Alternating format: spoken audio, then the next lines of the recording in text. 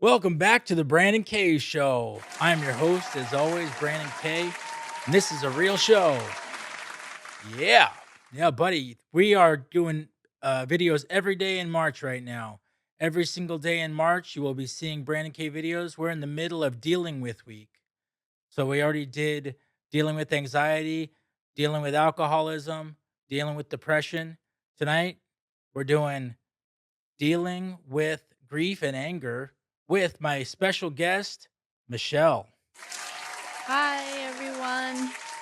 I'm Michelle, and I am an energy healer. I practice Reiki.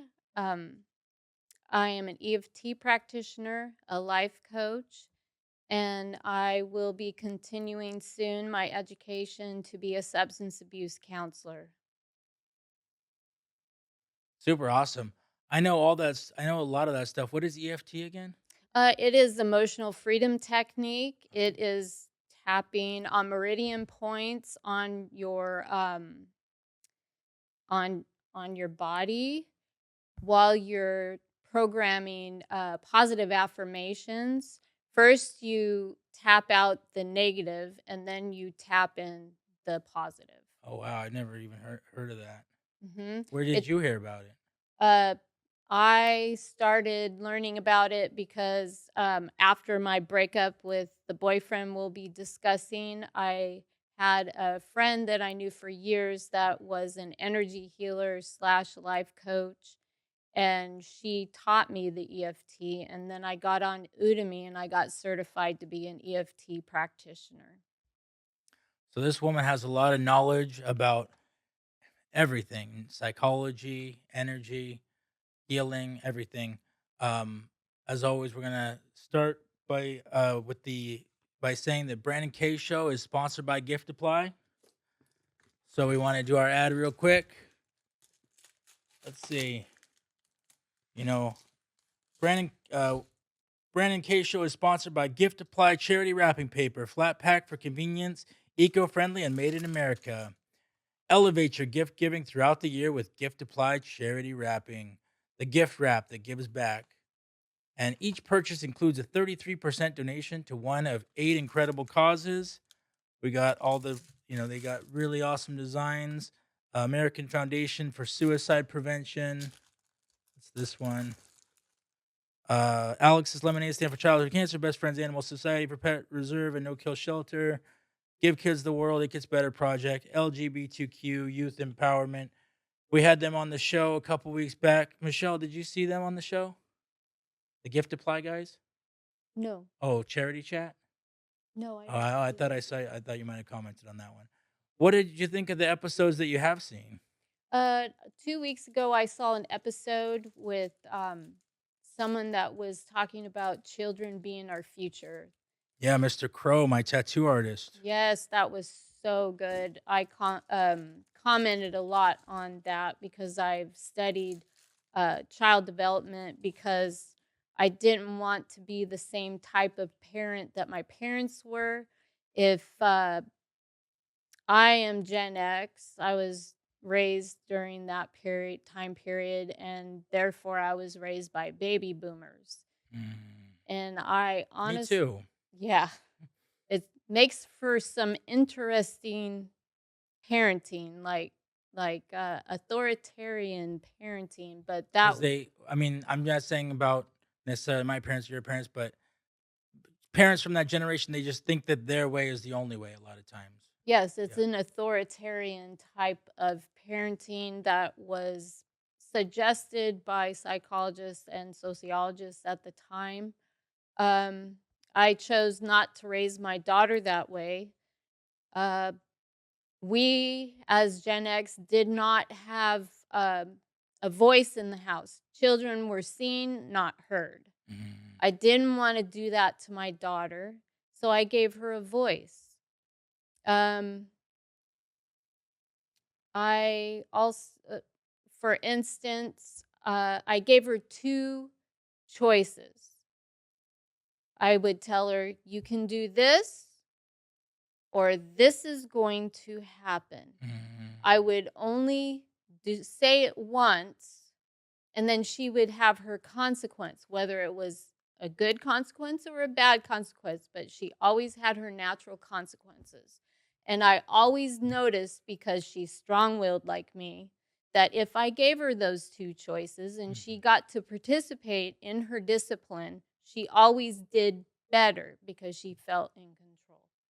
So if she chose the first option, that's kind of like incentive to do a good thing, and then but if she doesn't do it, then she gets punished. Is that what you meant? Or No, we don't punish. okay, so what are the options? I created a feelings corner for her when she was 18 months old. Mhm. She had books, blankets, dolls, everything that was appropriate for an 18-month-old child was in her feelings corner. And then I had emojis that had different faces that were put on tongue depressors. And I would just tell her, "Oh, do we need to go in the feelings corner? Because mommy needs a timeout." I said I needed a timeout.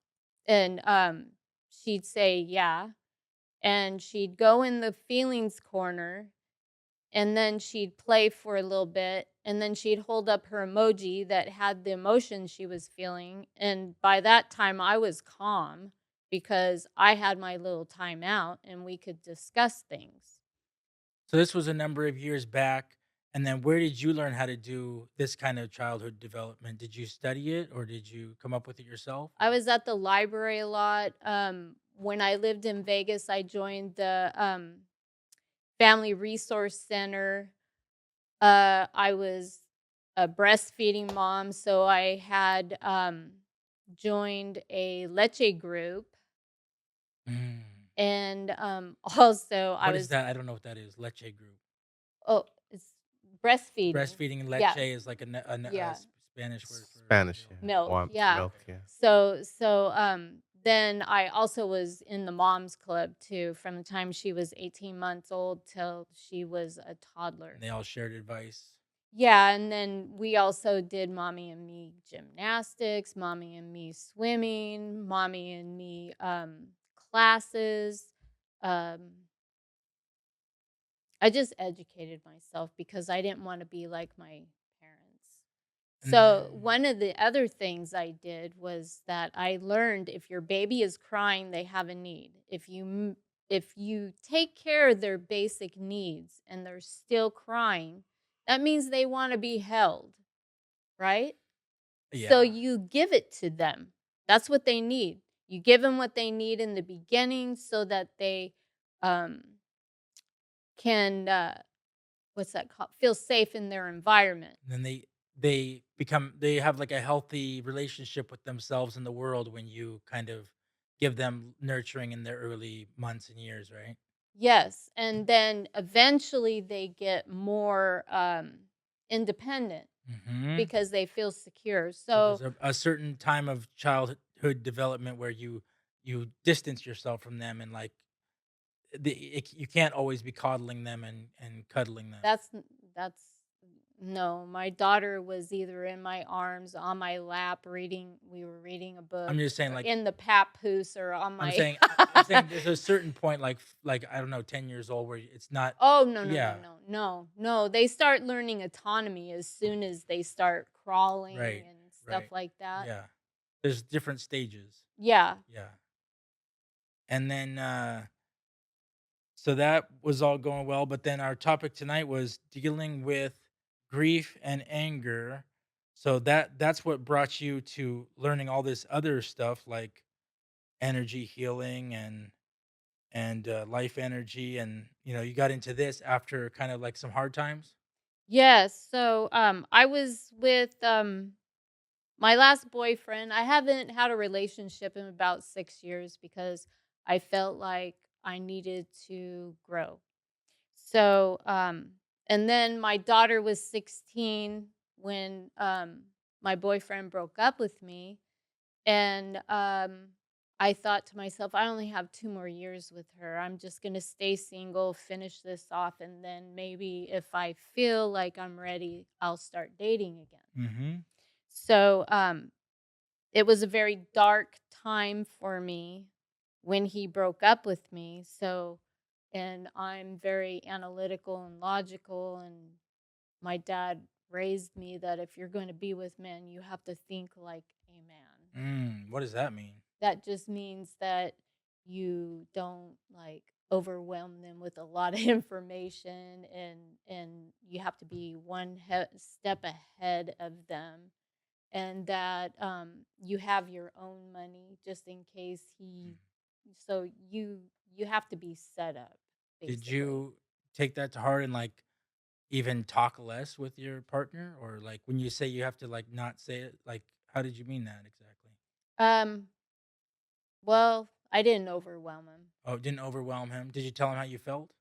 No, I didn't into any of that Okay. because my dad always told me they don't want to hear about feelings, Oh, and okay. So they you just are didn't share that looking with for him. a good time in the beginning. And so just keep it sweet to the point and have fun. What do you think of this advice now? Do you think you'd still use that advice in your next relationship, or Well, I tried to use it on my daughter as she yeah? got older because she wanted to have all these long-winded conversations when things weren't going right, and I was like, "Don't press that boy. I'm telling you right now. Mm, mm, He's going to go in the other direction. I mm, promise you. He mm. doesn't want a lot of drama. He's young and he wants to have fun."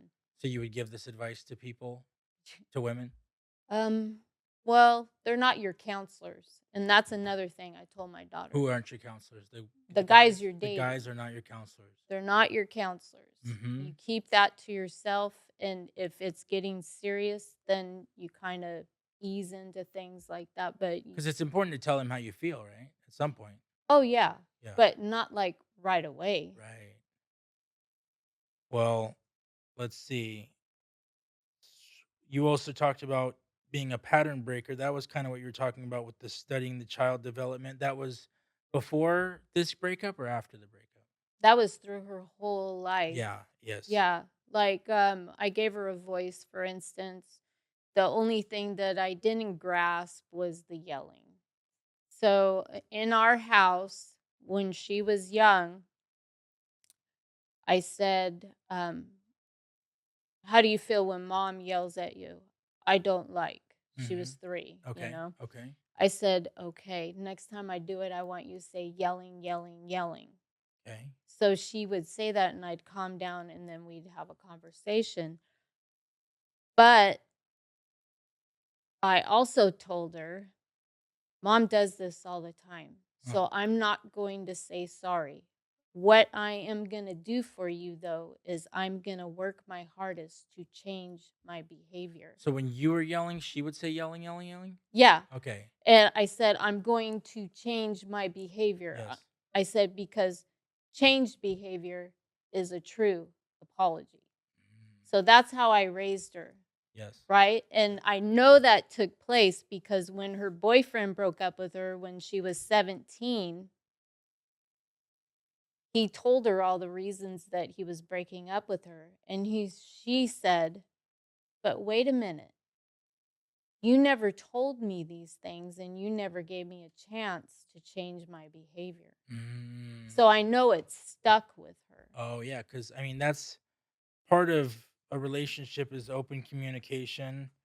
And I have it written something you said on my comments was transparency and vulnerability. So Yes. that's all very important parts of relationships with each other, right? Mhm.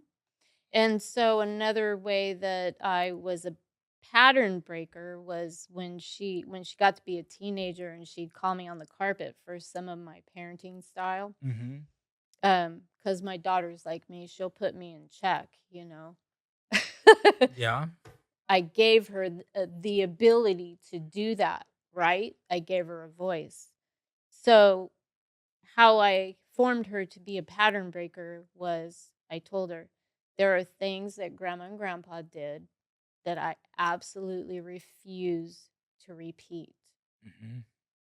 There are things that I struggled with until I did not repeat them anymore. And there's things that I still struggle with this today. Mm-hmm. You take account of the things that you don't like that I do, Yes. and you strive to not to do those things with your kids, and every generation will get better and better Right. and better for Right. it." Yeah, well, hey, I think that's good advice. And then I know that you had this breakup. You got into all this. We went through the stages of grief. We wanted to go over today the stages of grief. These are from a book. I got it off a website. Okay. So when I was studying breakups and why they happen, um, I found out that the number one factor was that one party in the relationship was not meeting the needs of the other person. So they actually didn't have faith in them Mm. to keep the relationship going, basically. Mm-hmm. So I actually made a T on the paper. Okay, let's see this. She's drawing a T. I made a T. Drawing a T. And I put Patrick on one side. Okay, that was the X. Yeah. And then I put me on the other side like this. Yes, yes. And then I put his reasons for why the relationship failed. Right. And then I put all the reasons I took responsibility for myself and all the reasons I contributed to it failing. Okay. I was very angry, which is part of the stages of grief when you're going through a breakup or a divorce. There are 5 stages of the breakup or divorce: denial, anger, bargaining, depression, and acceptance. So start with denial. That is like when someone passes or a breakup is going on, you're kind of thinking maybe you'll get back together. Yeah, that's this stage right here. So I took I was angry at the same time too while I was going through denial. Mm-hmm. And what I actually did was like, screw him, and I ripped it up the like up the middle. And I was like, he'll never take care of this. Not my problem. My problem's me. And I started working on those things that were on my side of the list. Okay. Did that help you not be angry? No. No, you're still angry? So then I joined up with a coach. Yes. Life coach? And here's the denial part. Like a life coach? Yeah. Okay. Yeah. No, how to get back your ex coach. Okay. Right? All right. I didn't know that was a thing. Yes. Because I was still in denial. Okay. So I was going to make all these changes just to get you, him. And then you're going to let him stay the same and you're going to change No. No? I was making these changes to get him back. Right. But then when you get back with him, he's going to be the same, right? Okay, hold on. I'll Okay, get to that point. okay. So I'm making all these changes. Yeah. And I call up an actual life coach, which was a good friend of mine from the Moms Club. I knew her from the Moms Club church, and then I took care of her kids when I did childcare at the gym. Mm-hmm. And she was a life coach / energy healer. Mm. And had you ever been into energy healing before? Well, when I moved to Yosemite National Park, I started researching Taoism and Buddhism, and started my journey on meditation, and I'd read books by the Merced River. Or did energy healing come from any of that? Like, do they ever talk about that in Buddhism or Taoism? No. Okay, so energy healing. It's just chanting. And where does the energy healing come from? Who it came from her. The energy. I just meant like before her, like who came up with this idea of energy healing? Do you know? No, I never did. Yeah. Not until I broke up with him. Yeah. And then I got back talking with my friend Jessica. Right. No, I just meant like historically. Do you know where like the idea of energy healing came from? Probably India. Well, that's where Buddhism. Here we go. Here we go. Thank you, Solomon. Energy healing has roots in ancient forms of medicine, such as traditional Chinese Ayurveda. I was going to say that because it originates from India. It originates from the Eastern. Now that's TCM. Is that transcendental medicine? No, that's something else. That's traditional Chinese medicine is the TCM Yeah. Oh, okay. part. Oh, okay. Yeah. TCM is that vital energy force known as the Qi, right? Yes, Qi Qi is energy, life force energy surges that's in throughout your the body. Okay, so now I'm caught up, and you met up with your friend. What's her name Yes, again? Jessica Walters. Jessica Walters. I still use her, by the way. She has a bachelor's in social work. She has a life coach certificate. She is emotion code certified and EFT too. Okay. And now she actually has her master's in clinical social work, so she has a practice. Mm-hmm. She's a counselor. So I get all of that when I have my sessions. Mm-hmm. So And at this point, you're doing all this to try to get this guy back, right? yeah, in the beginning, Yes. right? Yes. So I'm angry and I'm feeling this anger to do positive things. Mhm. So my first thing was I made a self-care binder. Okay. And then I started getting up at 5:00 in the morning. What's in the self-care binder? It had journal prompts. Okay. Positive affirmations or Yeah, daily journals. And Getting then in I touch with your started. feelings. Yeah, and then Self-love. it also had like inner child prompts. work, shadow Yeah. work, Mm-hmm. maybe. No, I didn't get into shadow work until I started getting into the energy healing. Okay. So one time I was really triggered, right? Okay. And she goes, "Oh, do you know anything about chakra threading?" Okay. So it's actually, I said, "What's that?" Yeah, sure. So she started telling me about the energy centers that run from your tailbone all the way to the top of your head, right? Mhm. And what each of them mean and what they do in your Right. life. They all have a different color and they open. Yes. They can be closed and open. I mean, I know a little bit about it, not a lot. Right. Yeah. And for instance, your root chakra is your basic needs and your foundation and stuff like that. Can you pull up where that's from, Solomon? The chakras? Root chakra. Or no, where do the chakras come from? Is that Indian? Yeah, that's Eastern medicine Okay. stuff. Okay. So she taught you about this. And so the meditation was actually you picture the chakras and then you picture it's actually a grounding technique, right? Can we see them too? Can we get a picture of the colors? Oh, the colors. Let's see Yeah. here. Yeah. Yeah, there they you are. go. Yeah. Yeah. So let's see if we can put. You this on the also have screen them here. in the pond. There's several. Like when I do my energy healing sessions, when I do my Reiki, I put the power symbol on and then I tap my hand chakras so that I have. We got root right there at the bottom. We got the sacral that looks like it's around the stomach and pelvis. The Pelvis, sacral is actually right here, hun. In between the stomach and pelvis. It's creativity and sexuality. Is it right in your genital area? Yes. Okay. The solar plexus is like the stomach. It's right here.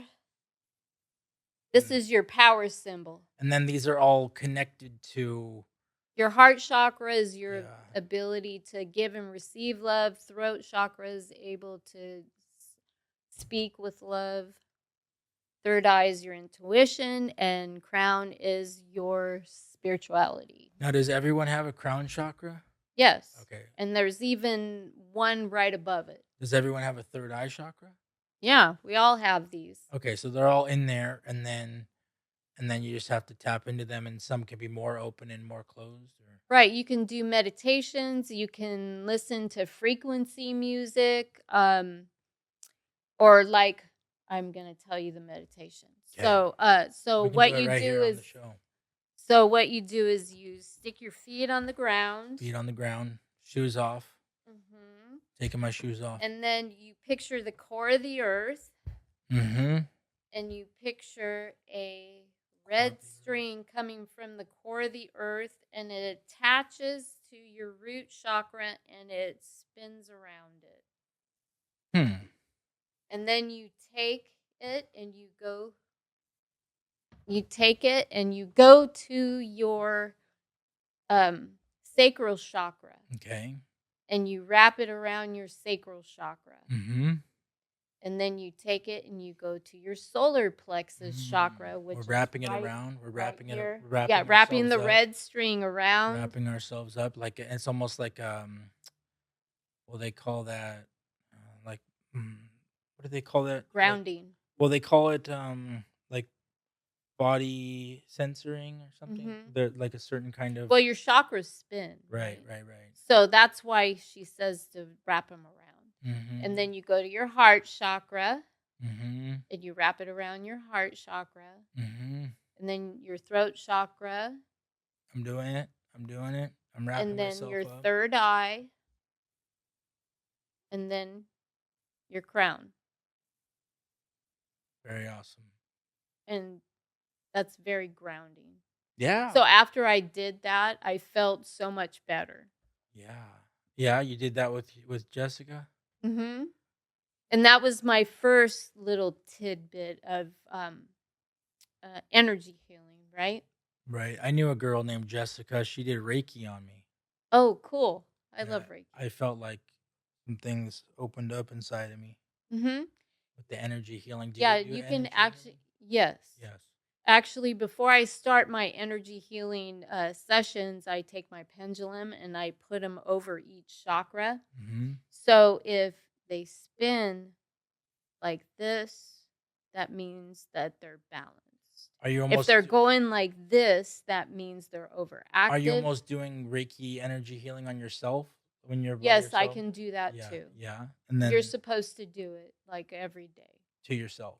to yourself. Yes. In meditation, is that how you do it? Like No. you're just by your. I usually put on some Reiki frequency music Okay. that has Reiki infused into it. Yeah. And then there's certain hand positions that you give yourself while you're doing that. And it helps you out a lot. All right. Well, Grounds you out. we got a little on tangent there, but so we were on the different stages of grief, and now you did all this kind of stuff with Jessica. So bargaining, Yeah. for instance. And you got to bargaining. Bargaining was probably the hardest because we were no contact, right? But I would bargain with like Jessica, for instance. Okay, yeah. Because you know she's a professional, so she'd be like, no, and she'd give me an assignment. Would you be like, oh, can I talk to him, or how did the bargaining work with talking to her? She taught me how to test energetically, which is like kinesiology. So I'll give you. So you say this is.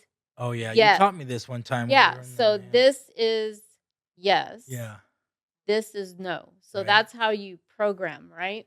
Right. So okay, for instance, this is this. So you're just putting your fingers together. Yeah, say. And then you're just like, I could say like no all day, but if you kind of loosen it up a little bit, then sometimes it'll open and sometimes it'll stay closed. Right. So my name is Michelle. Yes. Right. My name is Brandon. All right. Well, before we get into this, the bargaining. So she'd tell me to energetically ask yourself questions. That's right. Ask yourself questions if something was right or wrong to do, kind of. Yes. Or if something was the right path or the not so right path. Right. And so and then she'd say, well, you have the answers within you, Michelle. What do you think? Yeah. And then after, I'm seeing your list here, after the bargaining goes through, then you enter a depression. Mm-hmm. It was a very dark time. I kept researching, I guess you could say. Researching? Just researching. Researching? Researching about how to get back with them, how to get over it, right. how to let it go. I just kept researching and applying the stuff. And then while I was in school, one of the energy healing modalities that one of the girls in the college knew was iridology. What's that? That's looking at the iris. Solomon? Iridology? How do you spell it? You're asking me? Yeah, no. I was asking her to tell us how you spell it, and then you can look it up. Iridology? They look at the iris of your eye, right? And they can tell you everything that's wrong in your body, okay? Oh, really? And Yeah. so she was telling me, Alternative medicine technique whose proponents claim that patterns, colors, and other characteristics in the iris can be examined to. Let's see. Can be examined to. determine information about the patient's systematic All right, so health. she looked at your irises. Yes. Yes. And she said that I had blockages in this part of my body, right? Which Huh. I believe because Did she stick a flashlight in your eye well, or a she magnifying glass? no, she had her phone Oh, and she put the flashlight on. okay.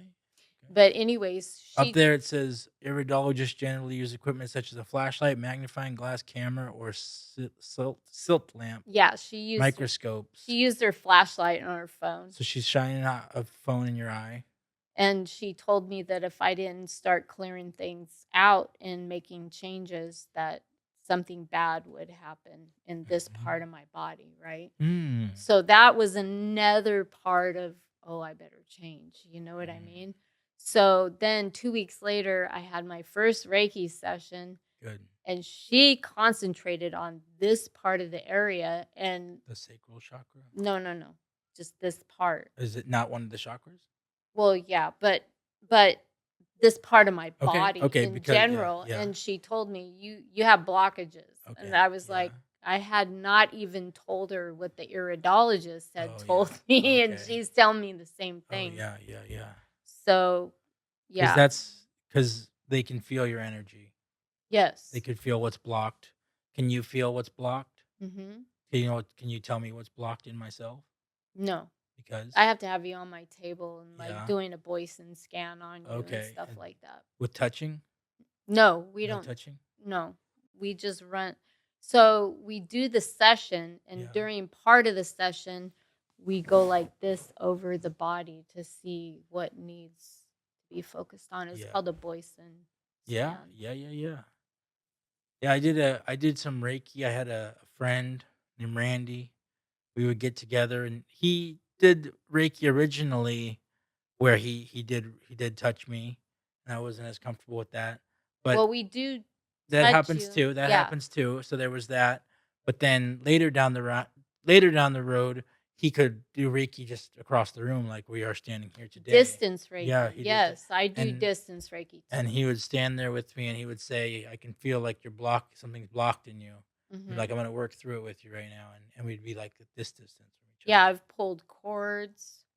My friend Harris, he watches like Reiki videos through the YouTube. You might listen to Mhm. Reiki videos on the YouTube too. So technically they're doing energy healing through the phone, Yes. which is also another way of energy healing. Mm-hmm. And then I got into Light Star Magic with Jerry Sargent, and he does light languages to like heal people. But yeah, that's another Light form. language. Does that include actual lights? No, Okay. it's like verbal. How about sound healing? You ever do sound healing? Mhm. Sound bowl? Yeah, I have a sound bowl in my house. That's cool. Yeah. The So- universal life energy. What is that? Universal life force energy is what you use in Reiki. But recently I went on a so when I first came down to Huntington Beach, I was going through something and I was 110 pounds, and then I was eating at work, right? So I went up to like 140. Mm-hmm. And I started researching again. Mm-hmm. And it said that it doesn't matter how much you work out. It doesn't matter how much you eat right. Yeah. That if you cannot calm down your sympathetic nervous system, you will not lose weight.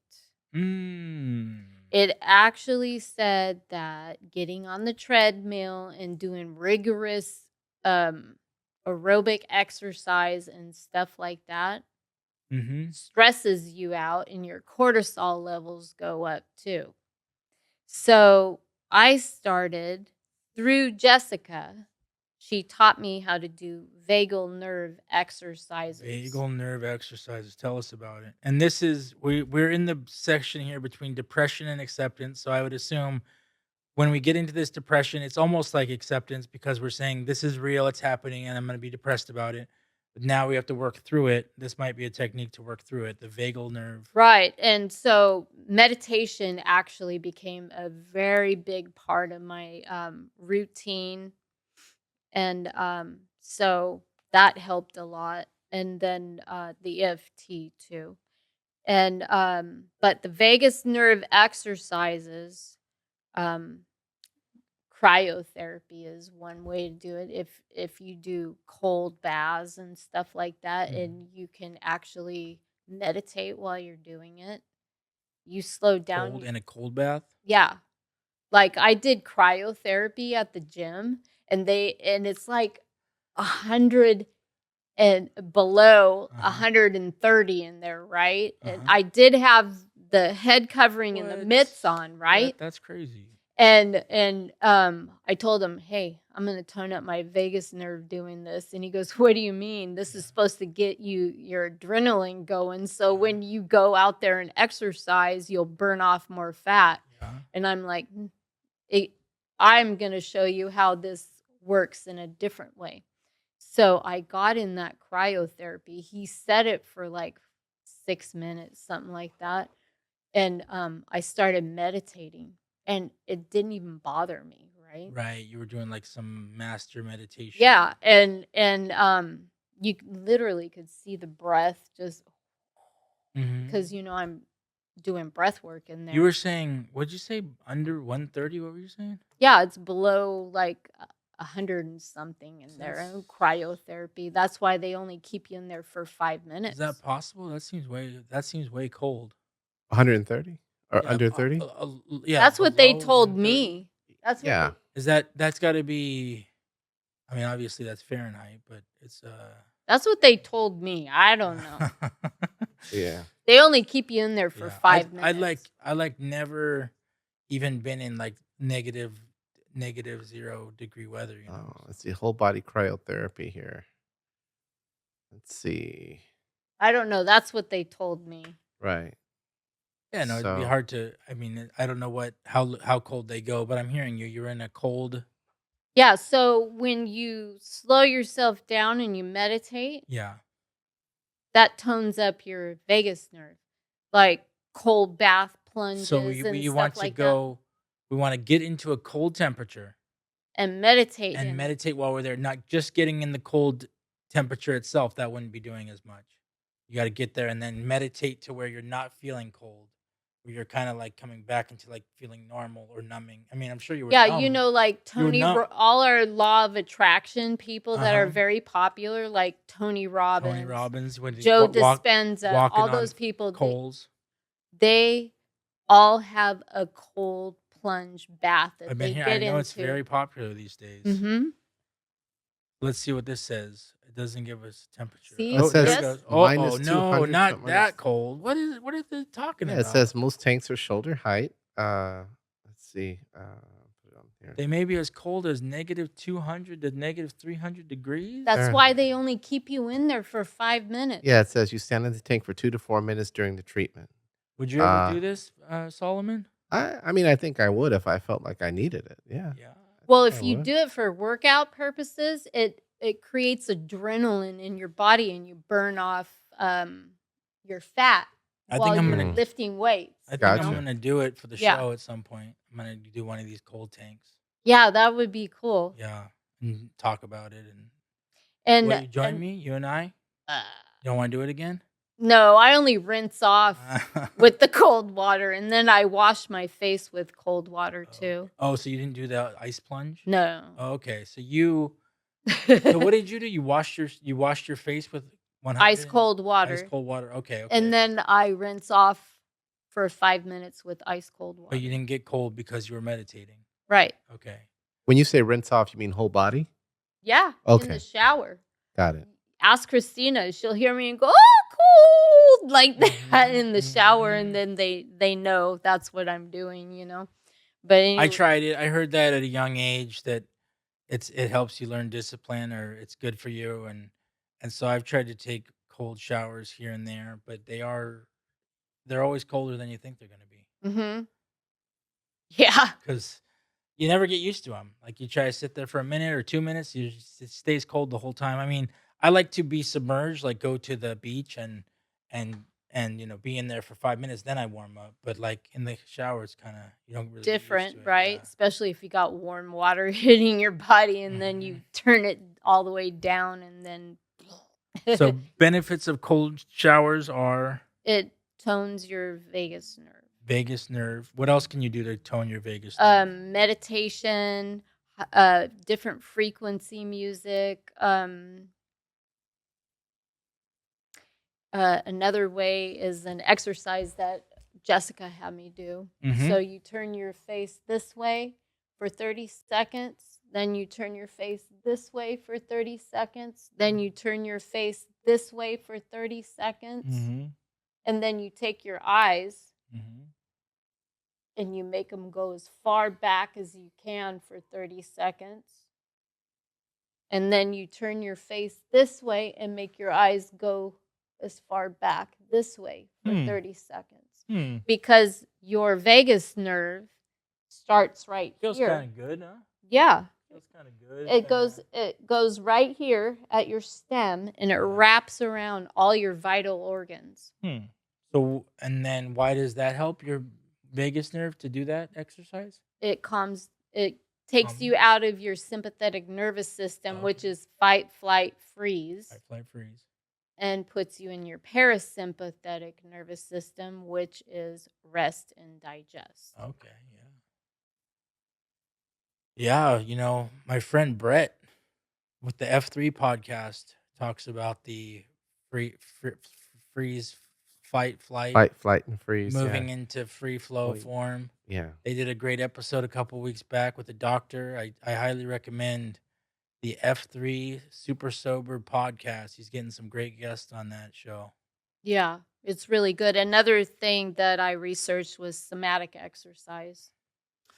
So somatic exercise are really smooth type of exercise that's relaxing. And I got the Better Me app. I only pay like Oh, 20. Better Me app. Yeah, I What's got. somatic? What does that mean? Okay, so when you have traumas in your life, Yes. um, Psychosomatic, that's the thing. right. So these Psychosomatic. are somatic exercises that take you out of that, and it puts you in parasympathetic nervous system. And what is the definition of somatic? Somatic are like, so say somebody's having somatica and they've had trauma in their life, right? Yeah. They will have pain in their body. Yeah. Like I used to have so much anxiety that when my stomach would hurt, it would actually feel like my arms were on fire. Those are all, I'd be that cold.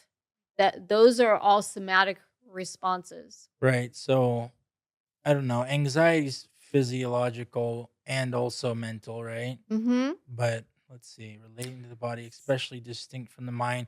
It's almost like being the cause of your own anxiety, like stress, being the cause of your own stress and anxiety. Well, if you don't take care of your traumas, Mm-hmm. your body is the mind instead of your mind being the mind. That's why people will have panic attacks like this without anything triggering them or anything, because the body is the mind. When you've had a lot of trauma, you have body-mind disconnects, right? Mm-hmm. So with somatic therapies, Yeah.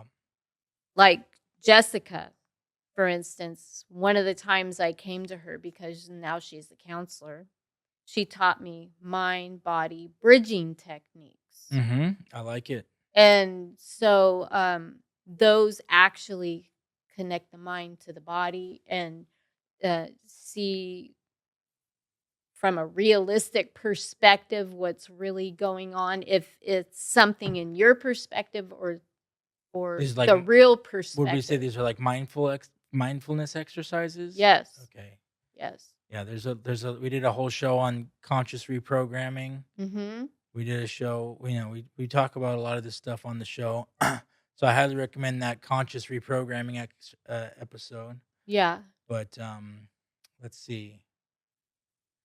And then Bridging the Gap. That's important. well, The Body Keeps the Score is a very good book to read. The Body Keeps the Score. I think Brett mentioned that on his He did, on yeah. his podcast. Yeah, Body Keeps the Score is a very good book. But if you're at a certain level in your recovery, Mm-hmm. you have to be really careful because there's stories in there that will trigger you. The Body Keeps the Score. You read that one? No, Okay. no, but Joe Dispenza. I like him. Did he write that one or not? No. No.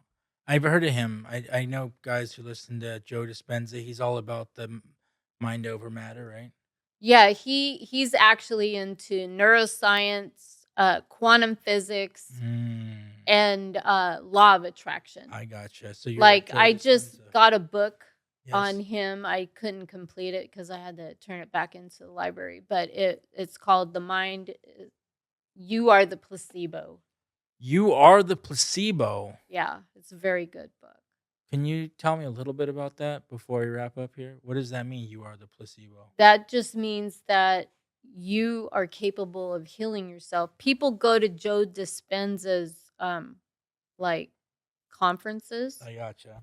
and they come there with lots of like autoimmune disorders are a symptom of trauma, for instance. When they leave, because he puts you in like not hypnosis, but meditation. And in his meditations, he does like this mindfulness thing that puts you in the present, and then he'll tell you things that you envision your life basically the way you want it to be. Right? Because your mind doesn't know the difference between reality and what's real. So when he's doing this, he asks you to smell things, to feel it in your body, and to actually visualize it as if it is the present moment, and right? Your body doesn't know the difference between the present and the future. That's right. So we're starting to use the law of attraction. And this is in my episode, Belief Cycle, BEAR cycle. We talked about belief. This is the next level. If you believed in something so seriously with your whole heart, you could start to manifest it. Yes. As you start to believe it, then you start putting energy, action, and results. Well, also your words have vibration. Right. So you're sending those things out to the universe, right? So whatever you're saying in your head and putting out in the universe is basically what you're going to manifest.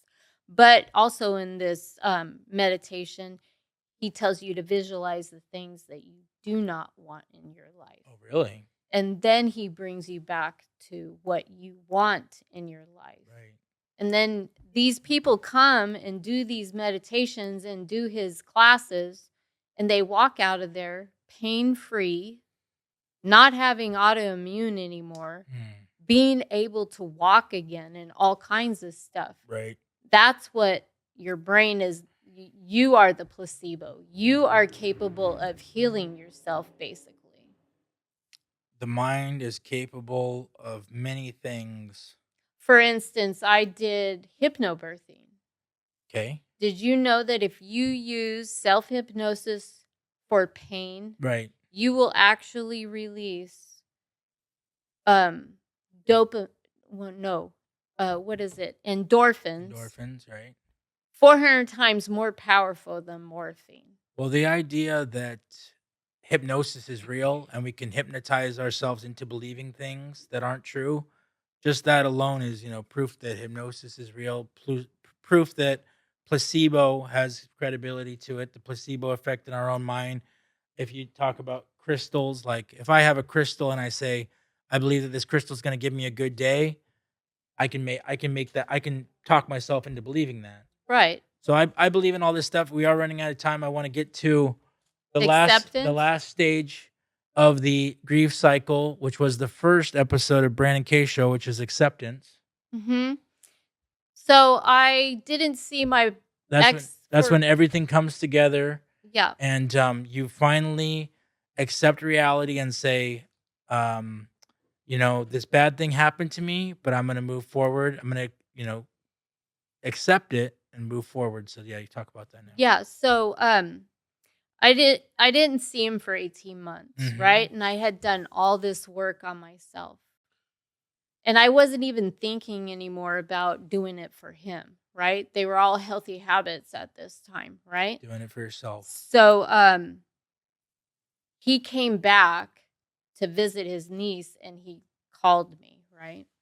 And he was buying dinner, taking me around his family, all kinds of stuff, right? Mm-hmm. And then he came over and he thought he was going to get some, right? Sure, sure. And I thought in my mind, I haven't seen you in like 18 months. You broke up with me. You caused me all this. Yeah. And so I told him, "No, I'm sorry. That is not going to happen. I am not that person that you left." Mm. So then he started saying, "Well, long distance relationships are hard, blah, blah, blah." And I was like, "Oh, here we go again. Nice. No, now for sure it isn't happening," right? Yeah. So, but I probably did something I shouldn't have done. I was like, "Well, I'm gonna get one more meal out of this Mm. guy." So Okay. Yeah. I invited my best friend, my daughter's best friend, and then my daughter, and I made him take us out to breakfast, right? There you go. I mean, And that was then just closure or something. right, Yeah. and then afterwards, Right, right. I lowered the boom and told him, "This isn't going to work because I can see that I'll be in the same situation again. You still don't want to get married. Mm. So there's no reason to pursue this." So he didn't change his tune at all? No. Yeah. I said, "So we're just going to not contact each other anymore. Right. I love you. Mm-hmm. You did a lot of nice things for me, and you took care of Kylie and I very well, but no." And then I thanked him for breaking up with me. And he was like, "Well, no one's ever done that before." And I said, "Well, hey, I wouldn't have made all these changes if I had stayed with you." I'm all about that. Absolutely. And so every once in a while he'll contact me because he realized that I was serious, right? Sure. He's even on my face group book, face group. Yeah, yeah. Just before we wrap up here, what's that Facebook group all around? It's about? called Worthy of Beauty and Wellness. Sounds very positive. Yeah. What are you guys doing there? I mostly quotes, and then I elaborate on the quotes. Positive quotes. Yeah. Worthy of beauty and wellness. Is it mostly women? Yeah, it's mostly women, but there are some men on there too. Sure. Because I have, I requested some men that I knew on there. Yeah. But I have, Safe men. I also, the beauty part, I have lives on there on how to do. Is this the group you run yourself? Yeah. Oh, okay. I Cool. have like red light therapy on there and in hour facials and stuff like that. How about all this stuff you talked about here today? Do you get all into all that stuff? Yes, like I Revealing? have like Tuesday is Transformation Tuesday, and I'll put a bunch of posts on that. Or Monday is Motivation Monday. Alrighty. So I have a theme for every day of the week on there. That's awesome. Yeah, check out that. Let's see it one more time up on the screen. That's Michelle with her Worthy of Beauty and Wellness Facebook group. Check that out. Michelle's got so much good stuff to say. I'm going to have her on again to talk about generational trauma. Oh, yeah. Because we were talking about that. I can tell you about body code for that one. So much. You have such a wealth of information and we can't even get to it all in one episode. So we'd have to do different episodes on all this different stuff. But this is the Dealing With week. We're going to keep going. Next episode should be Identity Crisis, dealing with identity crisis. That one's going to be really good. Dealing with suicidal thoughts, dealing with trauma. These are all going to be topics this week. And Brandon K Show is every day in March. That's 31 episodes, 31 podcasts. Some of them are here in the studio, some of them are at home on the live stream. But thank you so much for watching, and we will see you next week. Thanks for being here, Michelle. Thank you. Like and subscribe.